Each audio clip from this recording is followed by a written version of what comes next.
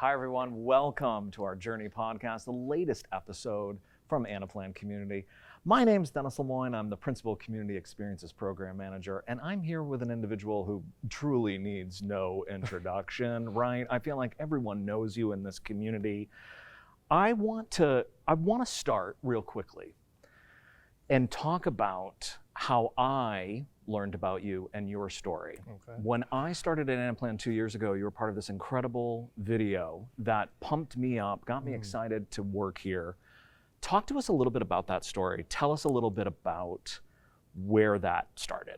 Yeah, that story was really the genesis of where everything began, and a lot of people still know me from that, right? So I remember it was the summer of 2019, making sure I got my year correct. I was looking for my first job at the time, coming out of school, and I remember that I had a hard time getting my foot in the door somewhere. It was always the thing that you heard. It's you need experience to get your first job. You can't get your first job without experience. It was that catch-22 kind of situation, right? So that was kind of what I was going up against as a recent graduate. And I remember one day I was scrolling through LinkedIn, and I saw this post of a gentleman who was he was homeless. He was in San Francisco, and he was holding up a sign which said, "Homeless, hungry for success, take a resume." And I scrolled down to his likes and comments. Yeah, like 100,000 likes, tons of comments. I'm like, I want to try that. Absolutely. What do I have to lose, you know? So I went to the nearest Target. Yeah. I picked up a poster board, picked up some markers, and I made my sign that day. I went to the nearest library, printed out 100 copies of my resume, and I'm like, where should I go? Yeah. Right? And Minneapolis, if you're familiar with the area, is connected, the downtown is connected by the Skyway system. Right. So I'm like, I should probably go there. There's a little bit of foreshadowing. I didn't know at the time that was not allowed technically because it was considered soliciting. Oh, really? What? We'll say we didn't know that at the time, right? So I took my sign. I went to downtown Minneapolis in the Skyways, and I held up the sign and I started handing out some resumes. Like I went for a total of 2 days, each for about 2 hours. And I probably handed out 75 resumes. I got so many people giving me their business card or saying, I'm going to take your resume and I'm going to introduce it, send this to my hiring manager and see if we can do something with it. That was all great, but by the time I got home, I still had nothing in my hand, right? And it was that third day, which I went back, and security finally found me. And they were like, hey, excuse me, sir, we're going to have to ask you to leave because technically this is considered soliciting. Funny enough, I actually asked them, well, are you guys hiring? That's what I would have done too. Here, take my resume. Right. But they're like, no, unfortunately not, but nice try. So they're like, we're going to have to ask you to leave. And they actually escorted me out of the building, right? One hand on each legit. shoulder, Oh, wow, okay. Escorted down the flight of escalators. I'm at the U.S. Bank Center now, right? And it just coincidentally happened to be the case where this gentleman in a suit was going up the escalators at the same time I was coming down the escalators. And he got to the top and he yelled out, hey, excuse me, sir, do you mind if I talk to you for a second? And I looked over at the guards and I'm like, okay, you got 2 minutes. So the gentleman came down, he introduced himself. His name is Robert Jareds, which I want to make sure I give a shout out to. Yeah. And he said, look, can you tell me what you're looking for? I see you got this sign here. Can you tell me a little bit about yourself? So it's almost like a mini interview on the spot a little bit, right? Meanwhile, the security guards are looking up at you like you're gonna go. Yeah, exactly. Wow. Yep. And I told him about I'm trying to get into something IT, something tech, something that I can start my career off with. He told me he's in the cloud-based space, but he wasn't hiring at the moment. But he said, you know what? Let me do you a favor. Why don't you hold up that sign and stand right there? I'm going to take a picture of you and send it to my network of over 10,000 followers on LinkedIn. And I was like, okay, that sounds like a pretty cool plan. Yeah. And instantly, my phone started blowing up after that happened. Yeah. And one of the people that commented on his post was a lady named Ann Cooper, who was the customer success director at Anaplan at the time. Yeah. And she said, hey, we're hiring for this role. If you're interested, send us your resume. So we had a DM conversation. And she set up the interviews. I really loved the culture. I remember I interviewed with the hiring manager at the time. His name was Brandon Foster. It was a great easy interview conversation. Like we hit it off, and yeah, I felt like I had some other offers at the time, but I felt like Anaplan, the culture and the values that it showed, and just a willingness to take a chance on me, like that meant a lot. It's right? huge. So I'm like, this feels like the right place. Now, mind you, I hadn't heard of Anaplan at the time, but I'm like, you know what? Let's see what this is about. Tell me timeline here. Mhm. So from the time you're out there until you got, how long was that? Must have been, like, I was getting so many messages, right? So I was like filtering through and parsing through them. It probably took about a week to get the first interview set up, another few days for the second interview, and then had the job offer in my hand maybe about a week or so later. That's incredible, right? That's a little bit so of back and quick. forth on the negotiation, but ultimately I ended up starting maybe less than a month after. Wow. Right. So That's it was incredible. and there was and you know, like there were so many other people I met through that journey, and you know, I really just want to say, like, I appreciate everyone who interacted with me through that period, right? Because I wouldn't be here without that experience, right? So you start with Anaplan. What was your role? Tell us what you're coming in. Where did you start? Yeah, so I started on the product support team as a junior analyst. Nice. I was on the customer care team, right? So on that particular team, what that role entails is whenever Anaplan customers are experiencing issues with the platform, which they don't really too often, but when they're experiencing issues, they will submit a ticket into Anaplan and request help with troubleshooting, let's say with the dashboard, with the model, with integration work, that sort of thing. And that support team is the first line of defense to respond to those customer inquiries, right? So you're picking up cases from the queue, you're working with the team to help troubleshoot and see, like, hey, have any other customers had similar reports of issues before? Can we pull from that? Can we see anything from the back end technical logs that the support agents have access to? And you're really trying to ensure that customer's issue is resolved in a timely and speedy fashion. And I would imagine that means that you've got to do your homework too, right? Like you got to know everything so that you can answer and troubleshoot. That's a lot. That's a lot for that. Yeah. It is, right? Wow. And a lot of the inquiries are coming from folks who are either the end users, sometimes the partners would send in inquiries, right? So model building was like an important aspect to kind of at least understand at a high level, right? Because you're not doing the implementations, but you still need to know kind of what you're dealing with on the back end, right? So there was an element of that too. Yeah. And during your time there, you became a certified master Anaplanner, right? You were like, I want to know more. I want to get involved even more with Anaplan. Yeah, so actually about a year and a half later, I made the jump over to the consulting side, which is where then I started building up the model building acumen, right? So I made the jump over to a gold Anaplan partner at the time. And I got on my first implementation project. And towards the end of that first project, I had my light bulb moment with Anaplan. I'm like, oh, this finally makes sense. I was really, you know, grateful to be surrounded by the mentors that were with me at the time. And you know, they provided really great guidance. And when I had that light bulb moment, I was rolling off that same project that same week. I'm like, oh, I want to use this feeling, right? I remember, like, I just feel like I unlocked something and now I can't use it. So I was chomping at the bit. I'm like, I'm waiting to find something that will, you know, let me continue using this newly acquired, like, enlightened feeling that I had, right? I was like, oh, I want to get to work now. Right? So walking into Technicolor, right? Just like everything's there. Okay. So you were there. I was. And you started doing a little consulting. Talk to us about that. Like, I mean, it must have been a huge jump, but maybe not?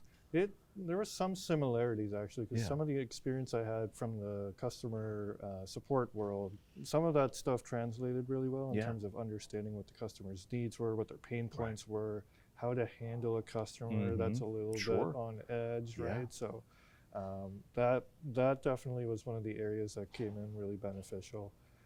Another one of the areas that not too many people are well versed in this space. I would say there's maybe like 10 to 20 people on the planet who are good with Anaplan data integrations, right? So that particular skill set, which I learned on that customer care team, that made me almost like a unicorn within the ecosystem, right? So that, while I was still getting comfortable with the model building, that integration knowledge really helped make me a valuable asset on the team, right? Huge. So that was huge. Yeah. But in terms of like how implementations go, like the sprint planning, the user stories, project management, you're giving daily updates to the customer, what you're working on. You got to show progress. You got to show how the project is going on time or not, right? All of these things were very new. So that was kind of more of the learning process. I felt like the technical stuff would come. Right. Yeah, once you understand people and you're there, I mean, I think at the end of the day, when I think about my career too and where I've gone, learning those sort of that customer experience and being able to talk to people, being able to listen, that's so huge in any role, but especially with this, where it's, I mean, Anaplan's complex. This is not easy.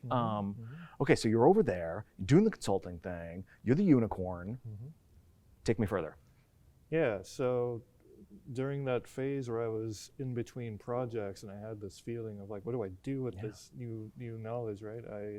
I think that's around the time when I started getting really active within the Anaplan community platform.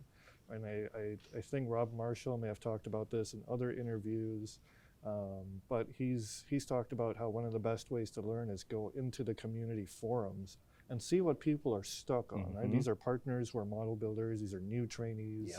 These are customers going into the forums and asking something about, what they need help on. Right. And that gave me like an unlimited set of questions that I could practice on daily within my Scratch model. Right. Because I had time to kill. I'm like, I want to learn. I want to keep working on my craft. You're hungry. So I started going in and I was like, a customer would ask, hey, how do you build this module that accomplishes X, Y, Z? Like, okay, let me try that first in my Scratch model.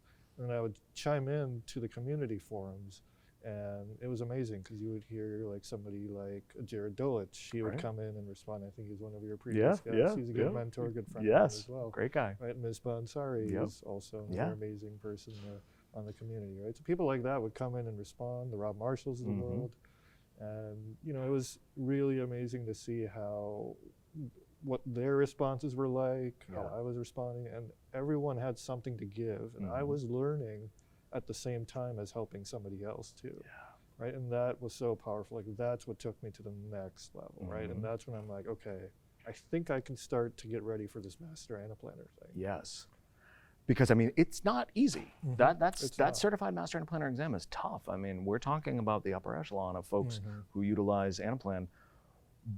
You're hungry for that, so you were like, let's go for it. And you went for it. Yeah, actually, and I remember at the time I started this. I almost thought about it like a campaign of sorts, where I started this series on LinkedIn called the Road to Master Anaplanner series. Love this. Where I committed to posting 10 weekly posts, something about Anaplan that I had learned on my journey to becoming a Master Anaplanner. Right, and it was those series of posts where like I was like, you know what?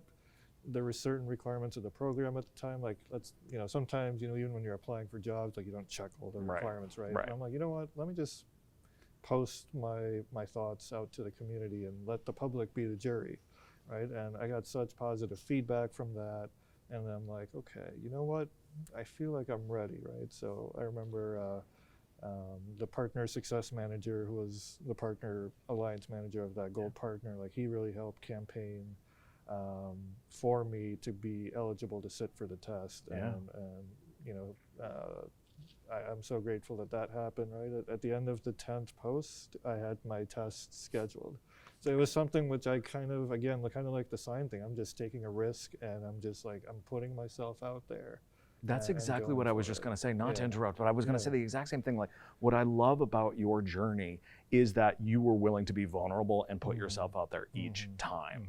And that seems to only bring good things for you, which is incredible. So you took the exam. Yeah, and I think I think the exam has changed a little bit maybe over the last few years, but that data integration knowledge again, like that's one of the things that came in really handy, along with the accelerated growth I had with the model building.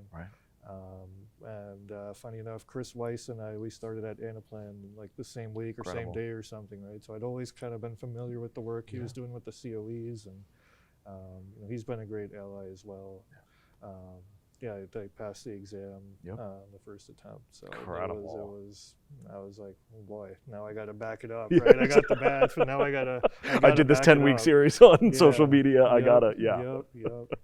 There's another funny story with that too. Tell me. Yeah, tell us. Yeah. Yeah, so actually, like the week after I got my certified master Anaplanner, I was in the middle of this project. And I'm actually not afraid to admit this. I started making all my same rookie mistakes again on this project, right? And you know, I'm grateful for the partner I was working with at the time. They let me make those mistakes, and you know, like it.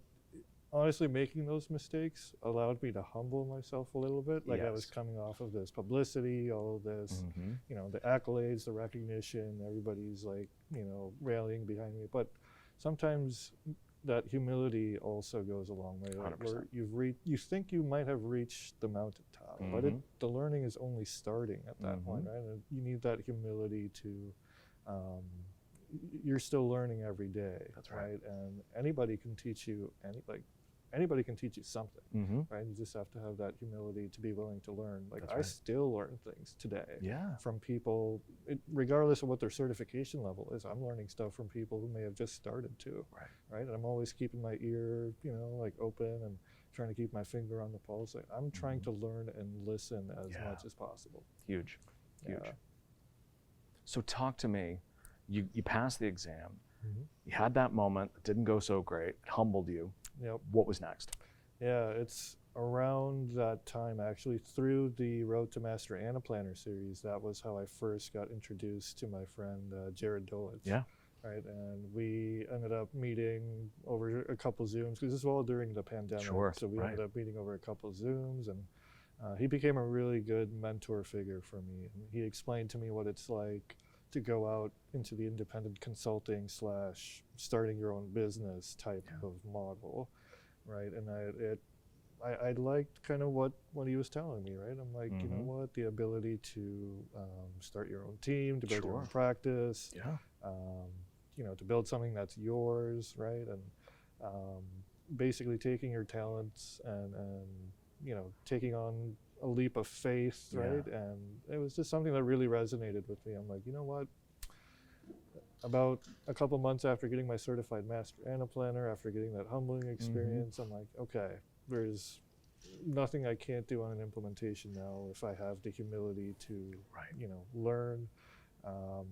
Let's go try this thing, right? And that's when I made the jump to go as an independent consultant. Talk to me about this, right? Because I mean, the timeline is pretty quick, it right? It is. You're on the bridge. You got the sign. Security's trying to take you down in 2019.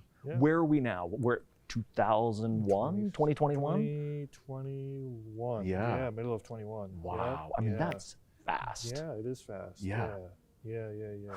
It was pretty fast.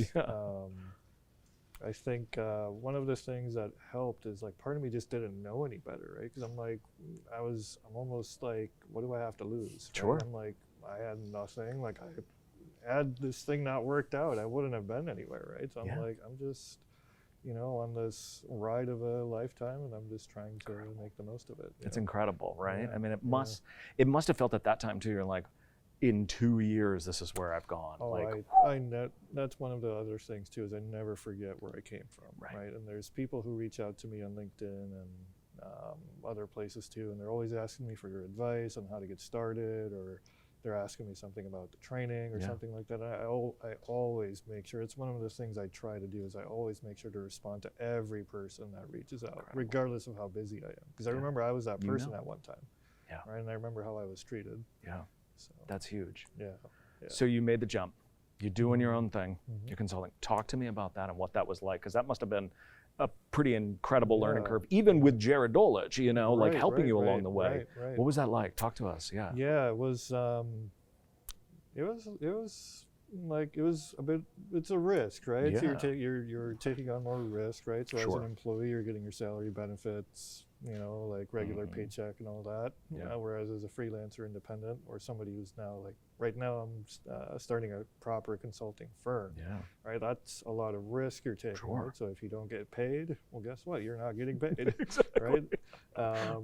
You know, it's, so a lot of that too is like, I had to learn how to sell, right? And it's still something I'm still learning how to do that. But before I was just doing the technical side, like implementations. I did a little bit of pre-sales work, but it's the sales, it's the relationships, which I feel like that's the thing I'm really good at, is the one-on-one kind of relationships, right? So it was that aspect which it helped me tap into that. I'm like, you know what, if I need to find work, if I want to find clients, if I want to find, you know, an avenue to pursue, it's going to have to come through relationships. And that was one of the big learnings I had through that experience, right? So I ended up finding several projects to work on, like maybe within a month or two. I was working on 3 projects at a time. Yeah. What were those initial projects like?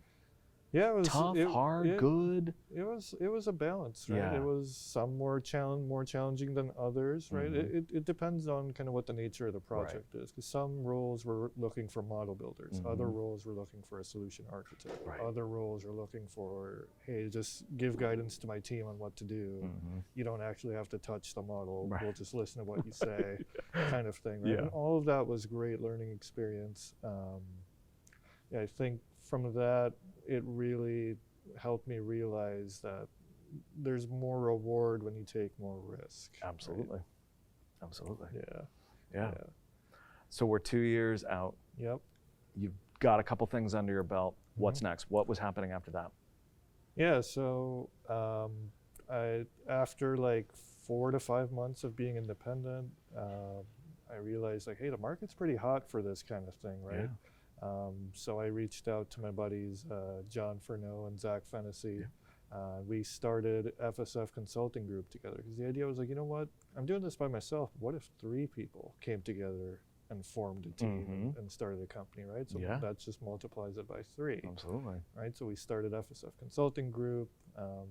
You know, I think a lot of you guys may know me as well from the Best Practice podcast, which we did, which is something I'm very proud of, that we did in our time together at FSF Consulting Group. There was a lot of learning opportunities that came through FSF, because it went from being a freelancer to now you got to put on your CEO operator hat, right? Yeah, you're You're doing it trying all. to build a team, build a company, right? And that was a whole new set of learning experiences. Wow. When that worked, what did the 3 of you each kind of like, you split it in thirds? Was that sort of how it looked? It took time for us to decide on what the roles would be that each of us would take, right? Like I remember John at the time, like we each had different experience levels with Anaplan in terms of the implementation world, right? So John had took a bit of a break and came back to Anaplan.